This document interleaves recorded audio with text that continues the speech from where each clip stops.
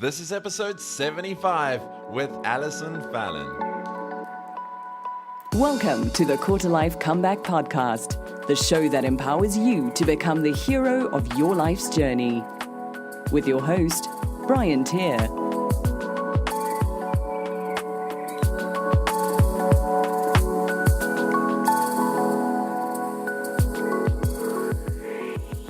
Everyone wins when I am living out my gifts. What is up, everyone? This is Brian Tier, your host on the Quarter Life Comeback Podcast. Welcome to episode 75, and those were the wise words of this week's special guest, Allison Fallon. Before we get into the episode, I want to shout out to our sponsor, our new sponsor for this week, and that is Rooster. Now, Rooster is a really cool app that I'm really digging, and I actually met up with the founders and a really cool bunch of dudes. And what this app allows you to do is replace your boring morning alarm with the coolest alarm app where friends and family can wake you up with surprise voice notes. Now, you can also wake up to different channels like inspiration and comedy and news, bird calls, and a whole lot more. And all you need to do is search for Rooster Alarm and Audio Treats on the app and Play stores to start every day with a positive kick. And little sneak peek, I'm going to be doing something with the guys so you can wake up to my voice if that's how you prefer to wake up. But yeah, give it a search. It's a lot of fun. You can wake friends up or listen to something inspiring or fun to start your day. Now, on to this week's episode. And Allison Fallon is an author, writer, and a writing coach who helps facilitate personal growth via her writing workshops. Side note, she's also one of my favorite people to follow on Twitter. Now, when Allison was in college, she figured her life would come together after graduation. She'd meet the guy, have a beautiful wedding, buy a house, and all that good stuff. But when she got out of college and life didn't really look like that, she floundered and tried to find the life she'd always wanted through career, travel, and relationships. None of those things satisfied her as she'd hoped. Like many 20-somethings, Allison tried to discover the life of her dreams, but instead just kept accumulating baggage. School loans, electronics she couldn't afford, hurt from broken relationships, and unmet expectations for what life was supposed to be like. Just when she'd given up hope, she decided to take a trip across the United States and visited 50 states in a whole year. That spurred a personal journey that led to her exploring what she'd always wanted to do, which was write for a living. Allison's goal is to challenge people to think, reroute old and unhelpful ideas about themselves and the world, and to help you see that no matter what you're facing in your life right now, you are stronger than you think you are on a journey and in a process of becoming the most incredible version of you. Now, in this episode, you're going to learn how to deal with thinking that everyone else is doing better than you, how to start moving forward after deciding what you really want to do, why it's not selfish to get what you want, the power of living a great story, is traveling an attempt to run away from your challenges, and how to use writing as a tool for personal growth. As always, you can get the links and resources we mentioned in this episode at briantier.com/075. But for now, let's go hang up with Allison.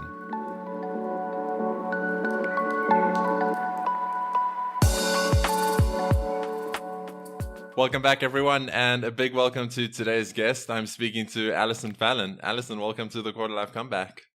Thank you for having me. Yeah, I'm really excited to be speaking today. When we, connected via email, I said that you're one of my favorite people to watch on Twitter.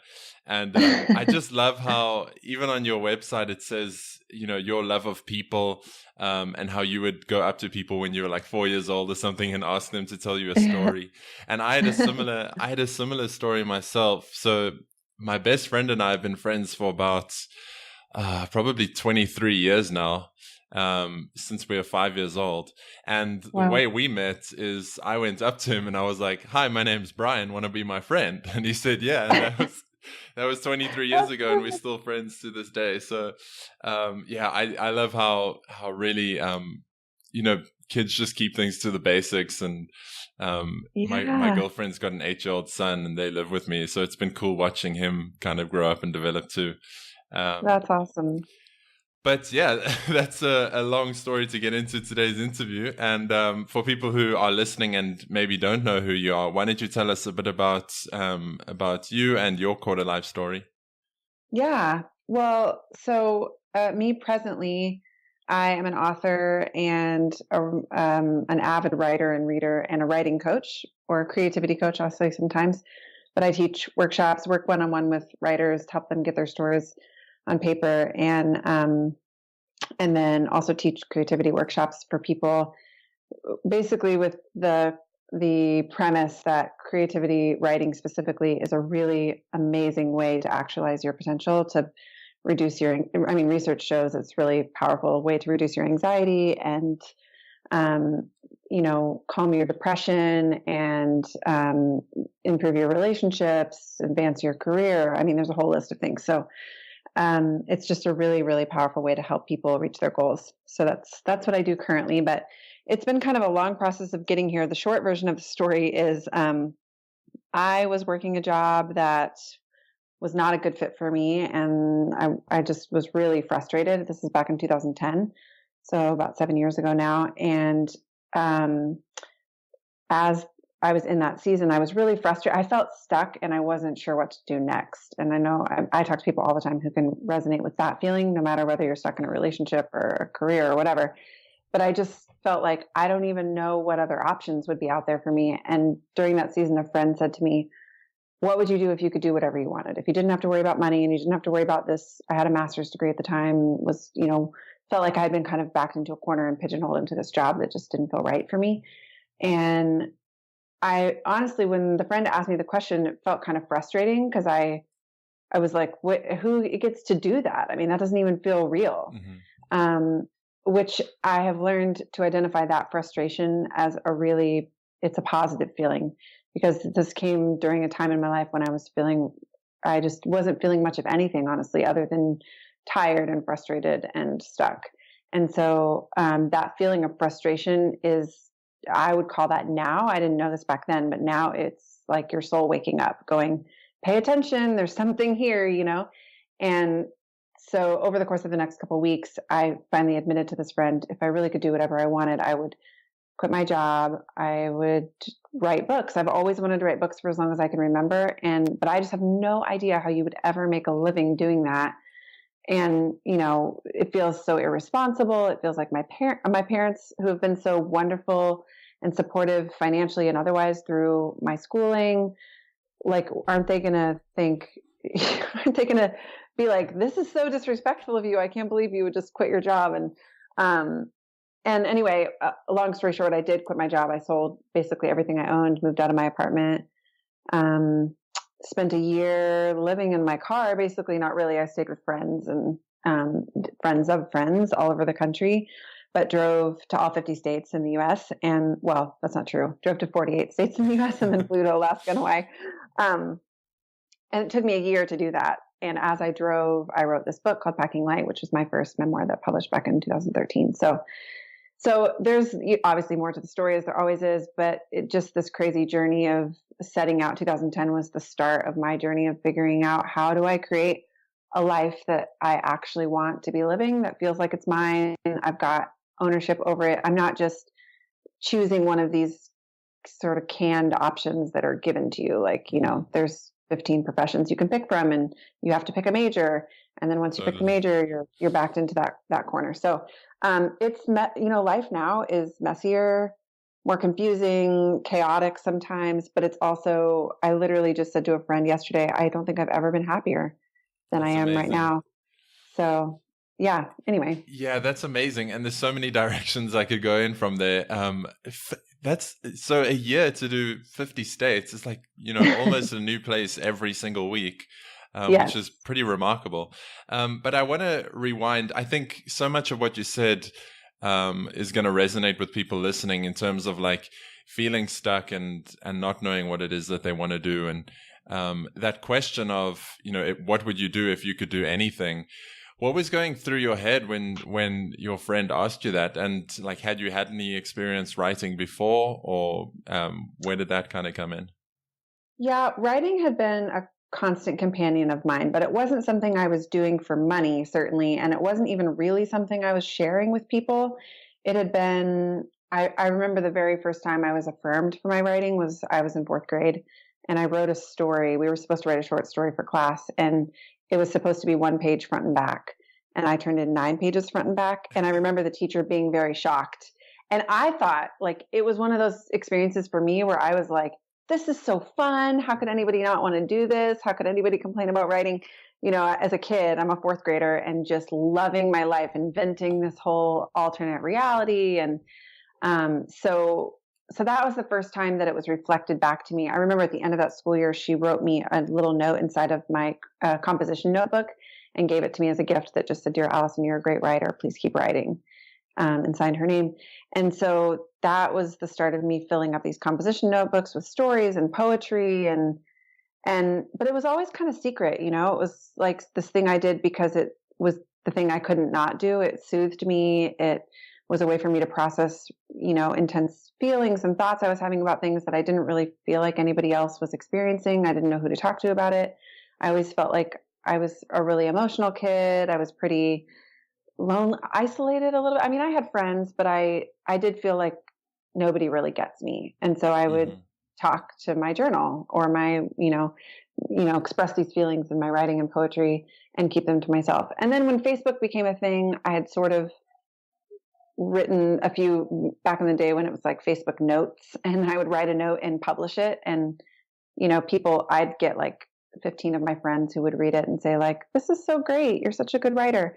But other than that, when my friend asked that question, it's funny because we're still friends. So I spoke with him like just a few weeks ago about this and was saying how I had this view of myself that I don't think was accurate, but that was like my view of myself and my view of him. It's funny how we do this.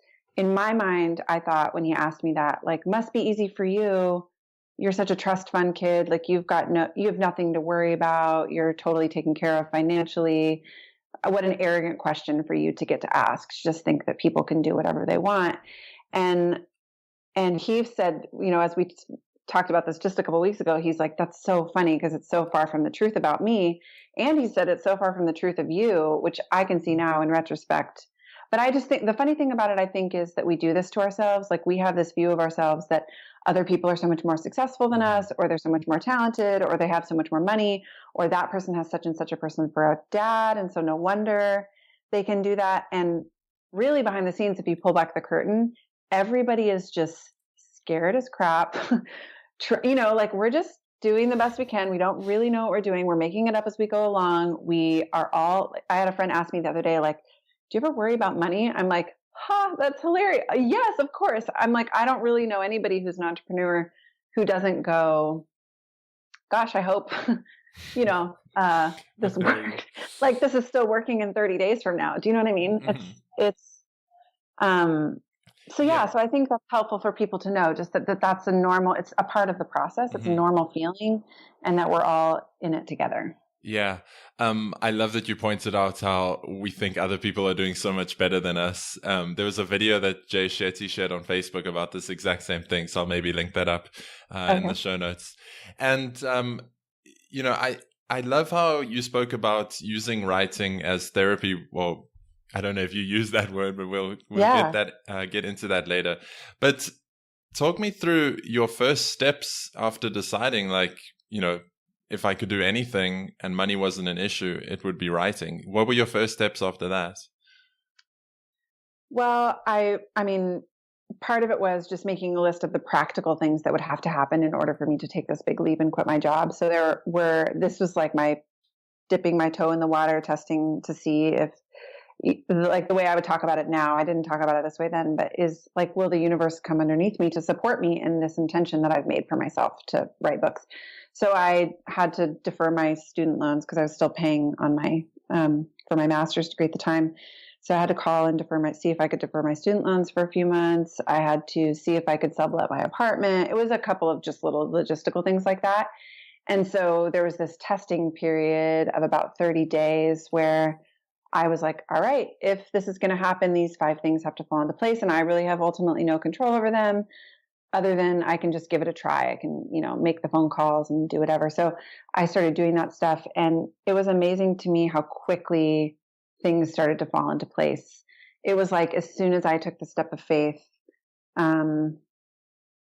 these things that I thought were going to be so impossible. This is again, like our perception of ourselves and of the world and of how difficult things are. Like we have this idea, at least I did, such a mentality of like, gosh, that's going to be so hard. It's just virtually impossible that this could ever work out.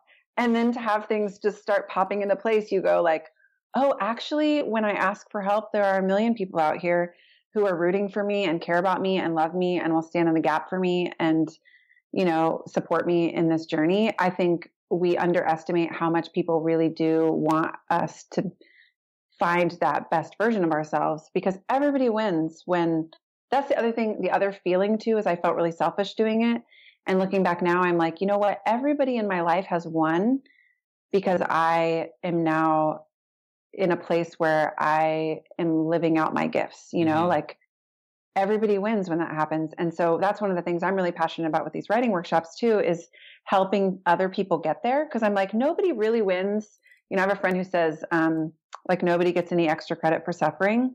It's like, there's plenty of suffering in the world. I don't win when someone else is suffering their way through a terrible job they hate, or like feeling stuck working as a barista or a, you know, working in food service when they really feel like there's something more that they have to offer to the world. So like, if I can help someone actualize their potential, that is, we all get a payout from that. So, anyway. Yeah, I went to a seminar recently and the guy was saying, you know, a lot of people have this weird belief about money and success that it's selfish to go after what you want.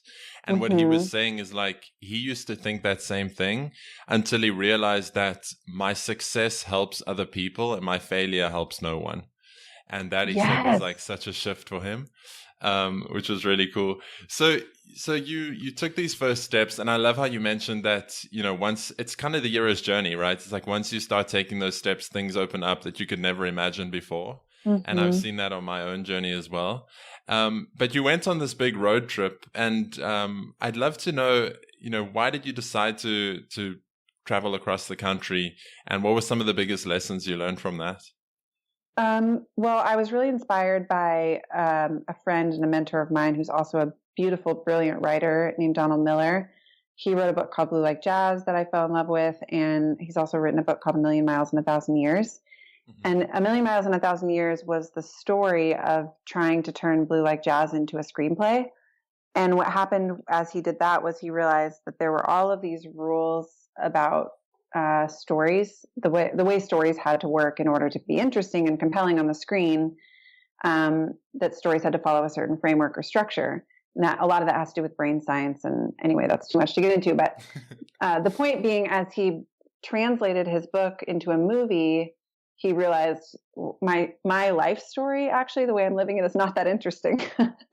Like they had to edit parts of it in order to make it gripping on the screen.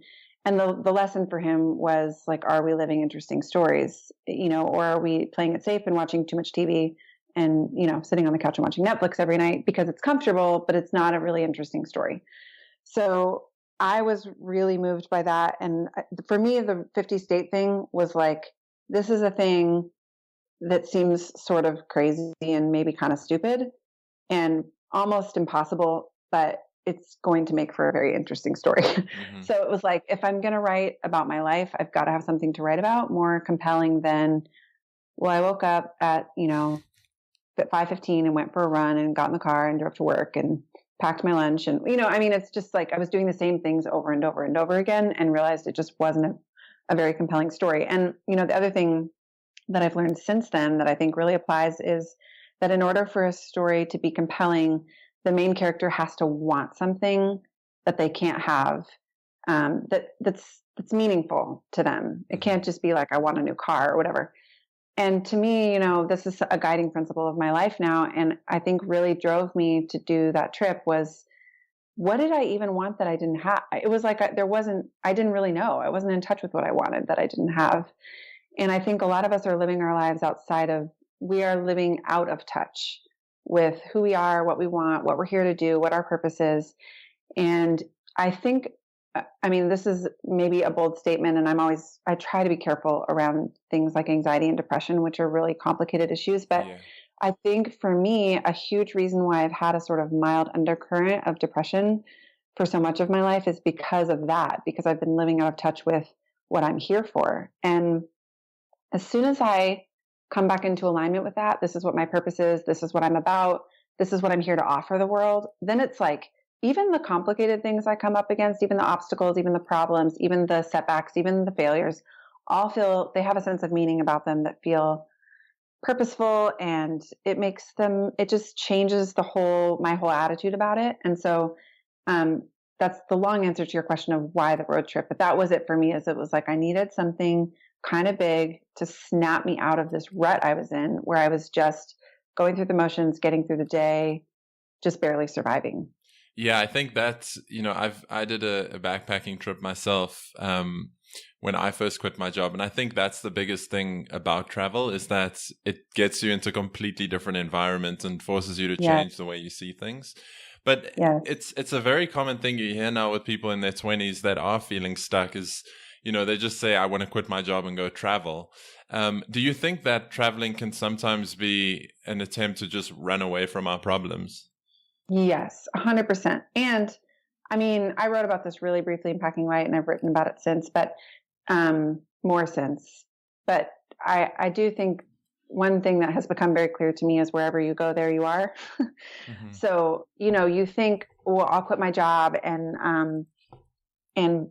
take this huge adventure, and my life is going to be amazing, and it's going to be glamorous, and I'm never going to feel stressed again. And now I'm living my real best life now. And I think sometimes you can get this tone from self-helpy type stuff. And the truth is, our internal world, how we process our life, matters far more than what's happening outside. It's not that what's happening outside doesn't matter, because it does. Because definitely being strapped financially, working a job that isn't suited for you, being in a relationship that's abusive or even just not the right fit, or having a living situation where there's a lot of conflict with the people that you live with, or whatever, or a boss who's mean or controlling, any of those things can for sure play a role in our sense of satisfaction in life.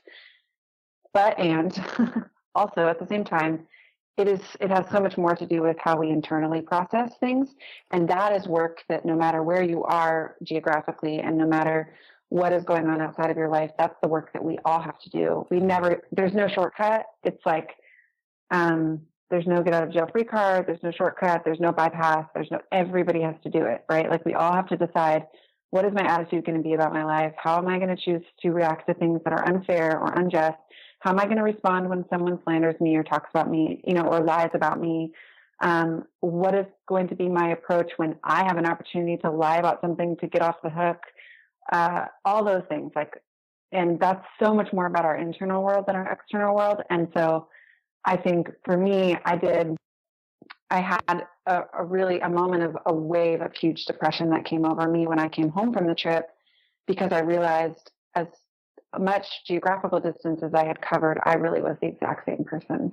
And there was a lot of grief in that for me, because it's almost like I have to choose this person who likes to play the victim, wants to pretend like nothing is her fault, wants to act like life should just sort of be happening to me. Why am I never happy? Why do I never get the things that I want?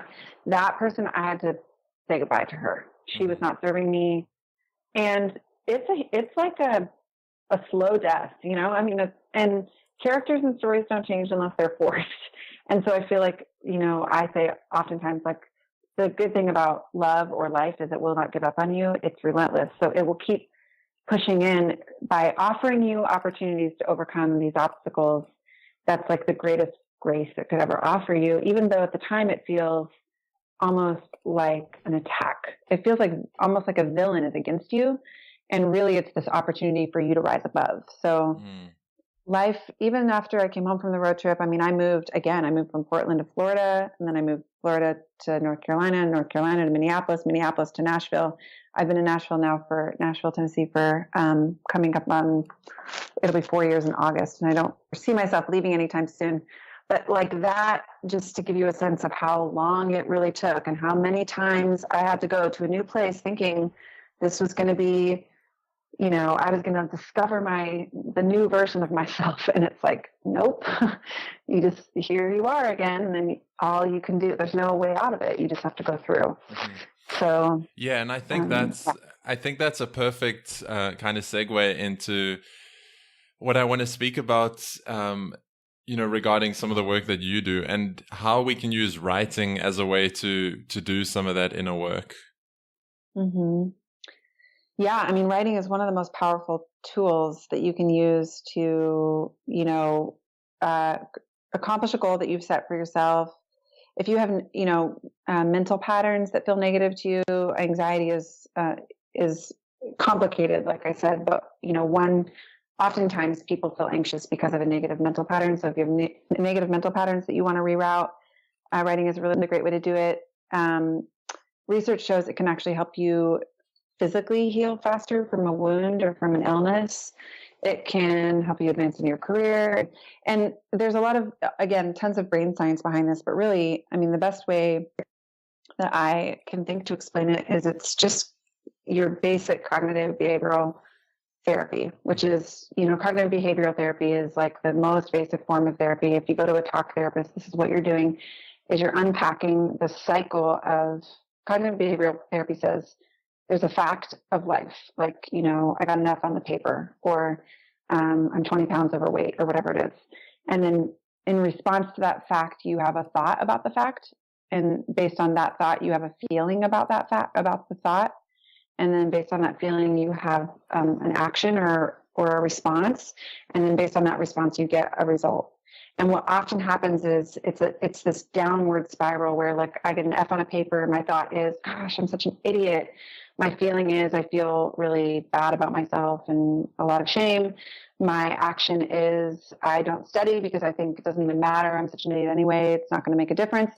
And then the result is I get another F on a paper, which just reinforces the cycle. Mm-hmm. So that is the most basic explanation of cognitive behavioral therapy. But what happens when you write is you start to see these thinking patterns that you didn't even know were there, that oftentimes are dictating the outcomes of our lives without us even knowing it. So a thought pattern like I'm so ugly could be dictating your own ability to put yourself out there in the dating world, or, to say hi to someone that you have a crush on, or to be vulnerable even in the relationship that you're in,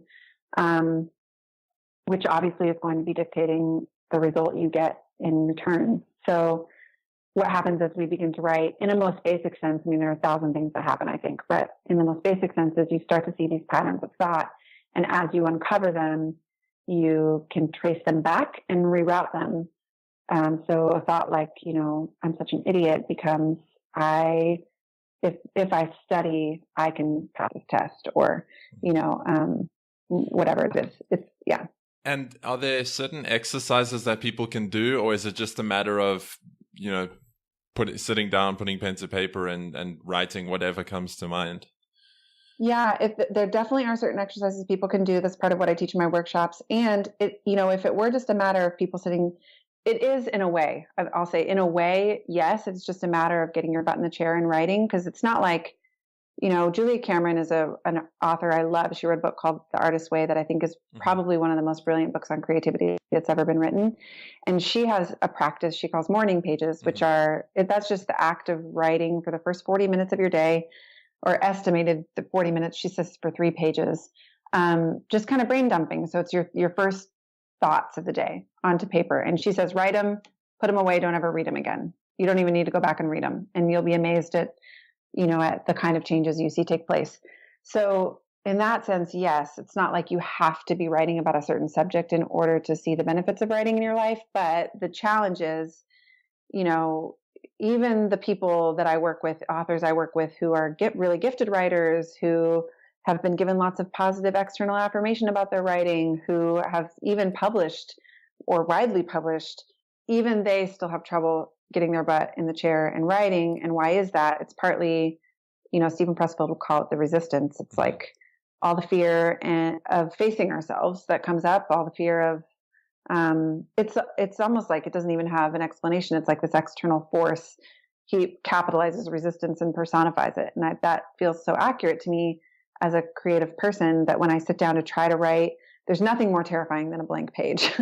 So it's like, oh God, I mean, I talk to writers all the time who are like, I want to write, I have this story, but, and then it's the same 10 excuses you hear over and over again. Like, well, I don't have the time, or 17 other people have already written the same book and they've all done it better than I have. Or, it's not really going to matter for anything. No one's ever going to read it anyway, or I'm not really that great of a writer. I'm really bad at grammar. So people say the same stuff over and over and over again. And then my work is, how can I remove all the obstacles getting in the way and help to hold the space for them so that they can sit down and have an experience with themselves? Because what happens when they do that is you start to experience the remarkable benefits that writing can have for you. And once you've had that experience, you're much more likely to come back to it again and again. Yeah. And in terms of writing, is digital just as good as pen and paper, or is pen and paper still better than typing on a computer? Yeah, they say there's different opinions about this, but there is some research that shows it's slightly more beneficial to write with pen and paper.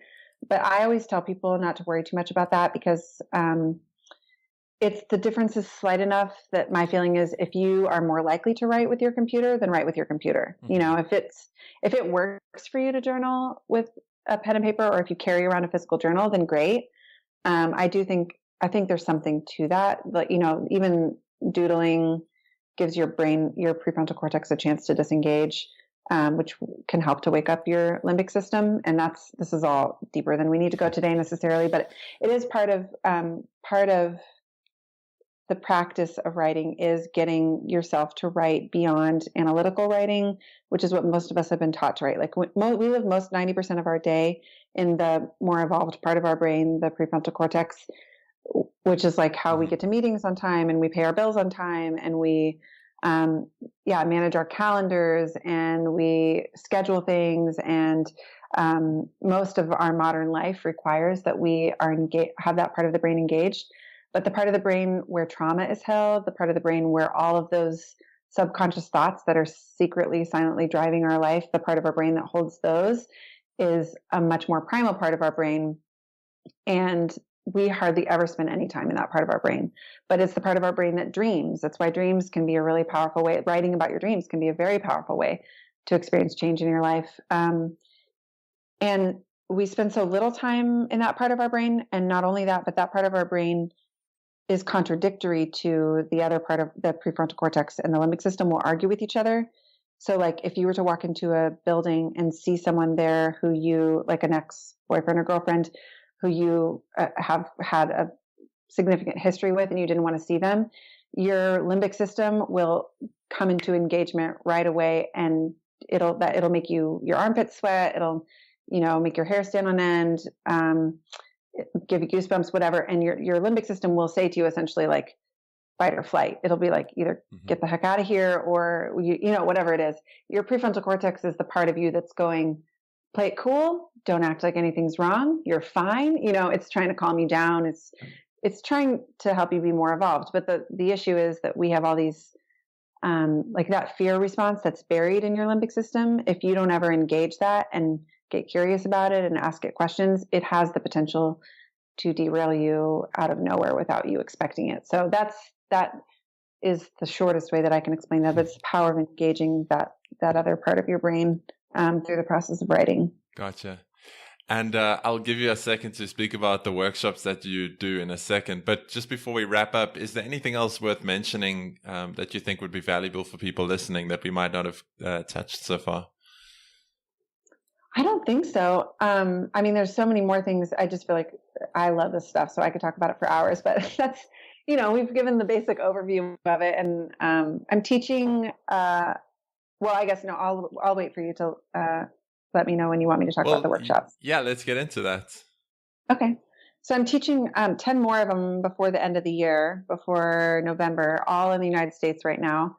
But I'm teaching one in LA next week, and then Nashville, Atlanta, Chicago, DC, New York, Austin, Denver, all over the place. So, and they're a day-long workshop. They're on Fridays and Saturdays, depending on the city, and last for about 8 hours. And really, again, my role is, there's usually 25 to 35 people in the room, and my role is just to get people writing and keep them writing, and to have fun. Because I think so often when it comes to writing, we think of it like this elite activity that you have to come to the page really, bringing my best grammar kind of buttoned and laced, and I think we miss out on so much of the benefit of writing when we don't just play with language and have fun with it and come to the page just exactly as we are. So it's a really fun time. It's just one of the most fun things I get to do. I love it. Amazing. And I'll link up all of that in the show notes so people can go and find out more. Hopefully get you down here in Cape Town sometime soon. Yes, I would love that. Allison, before we wrap up, I've got some final questions. So just the first thing that comes to mind is perfect. The first one is, what do you wish you'd been told in your 20s? Oh, gosh. The first thing that came to mind was you can do anything you want to do. I wish I had been given more freedom. Yeah. What is the biggest opportunity for quarter lifers today? Biggest opportunity. I mean, I don't know if this answers the question, but I just want to give people permission to be exactly who they are, not to feel like they have to play a role or someone else's story. Your story is your story. Yeah. I love it. I've got one final question. Before we get to that, where can people go to find out more about you and your work and the workshops and everything else you've got going on? My website is just my name, Allison Fallon, 2 L's, Allison, and then Fallon, like Jimmy Fallon, FALLON.com. And all the workshop info and blog posts and everything, you can stay in touch with me there. And your Twitter link. And also on Twitter, yeah, because apparently I have some good tweets. I love it. Allison, before I get to the final question, I just want to take a second to acknowledge you for coming on and sharing your story with us today. And for, having the courage and the boldness to really take a look at that question of what would I want to do if I could do anything, and taking it on and now being at a point where, you're kind of doing that thing and helping other people, develop and take the steps themselves. I think it's really beautiful, and just really honored your story that you shared with us today. The final question that I have is, what one thing can listeners do this week to start creating their own quarter life comeback? Oh, right. Yeah. Just don't even edit yourself. Just write. Yeah. That's my answer, right? Of course. Allison, this has been amazing. And thank you so much for coming on the Quarter Life Comeback. Thank you for having me. It's been great. So there you have it, guys and girls. That wraps up episode 75 of the Quarter Life Comeback podcast. And a big thanks to Allison Fallon once again for coming on the show and sharing a bit about her story with us today. I really enjoyed this one. If you did too, shoot me a tweet at Brian Tier to let me know your biggest takeaway. For me, it was the fact that even experienced writers struggle to get started when they're staring at a blank page. So just get clear on what it is you're working towards, take that first step, and things will fall into place over time. Another shout out to our sponsor today. It's Rooster, which is the super cool app that allows you to wake up to voice notes from friends and family or inspiring channels that you choose rather than that boring tone from your alarm clock. You can find it on the Play Store or the iStore if you're on iPhone. And again, that's Rooster. And I know you won't be disappointed.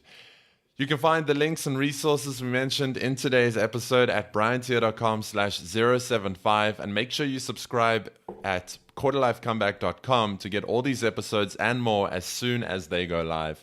Thanks once again for joining me this week, and until next time, keep creating your quarter life comeback. Thanks for listening to the Quarter Life Comeback. Get started today by visiting briantier.com.